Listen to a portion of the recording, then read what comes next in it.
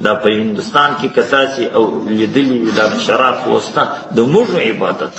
سبحان الله سبحان الله.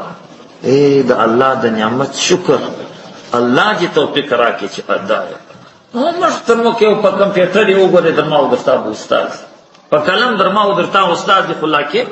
زموږ په دغه کندهار کې ته د پخواني سپینږورو څخه پوښتنه وکړه د بازاریانو څخه وایي دا د هندو د کور څه پټۍ چې دی دا د کوچني دپاره چې په ژبه کې بندېږي دا یې دوا بلل. استغفر الله واتوب الیه. که تاسې یو عجبه غواړئ زه به مو د شپږمې حوزې ته بوځم هندوسوس ته ورې حوض دی دلې اوس هم شته اسندوري اله پرتې وي اټکچ په وي دلته هم ښځې راځي د زامنانو دپاره چې دلې غواړي په دا دلته چې په دا اوبه ولمبي ښځې بندې کوي دا شته اوس هم شته اوس هم ورځي لږ لږ په دغه کې ډېر مشکل و په جمهوریت کې هلته خو ازادي و دا یوه لاره چې ده د نارینهو ده د دې خوا چې ورکښته کېږي د دې خوا چې ورکښته کېږي بیا د ښځو لاره دلته چې ولمبېږي په اوبو باندې نارینه اولاد ورکول کېږي. لا حول ولا قوة الا بالله. چې دا اوس ووایه چې دغه حمارګل بابا چې دی یو خر شخ کې دا د یو غټ ولي دغه خر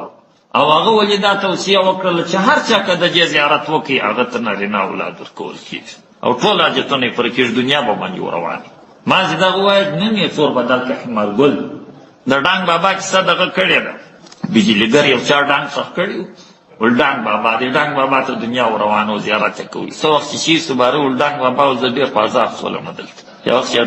چې لڅې کې هغه ډانګ پروت ما یو لرګی ښخ کړ دا ډانګ بابا دی نوم یې داسې یو عجبه که زموږ خلک دغه رقم بیا وایي چې نه پوهېږي د حمار او د خړګي بابا څه فرق خړګي بابا بیا په دغه کې دی په هلمند کې دی دا دغه پیر سپی و د هغه زیارت به وایي اول څوک ولا حول ولا قوة الا بالله ګرم سیل لا حول ولا قوة الا بالله. راضي ما قدر الله حق قدره دا الله تعظیم حق تعظیم نه وکړي ته دا عاجز مخلوق وګوره د الله سره په عبادت کې شریکول وګوره. ان الله لقوي عزیز. الله فیصله په ځمکو اسمان کې څوک نشي متولی داسې خو نه ده لکه د کندهاریانو دا چې د الله شړلي راګرځي د الله د دوستانو شړلي نه راګرځي فضل رب فضل چې الله وشړي نو یې وشړي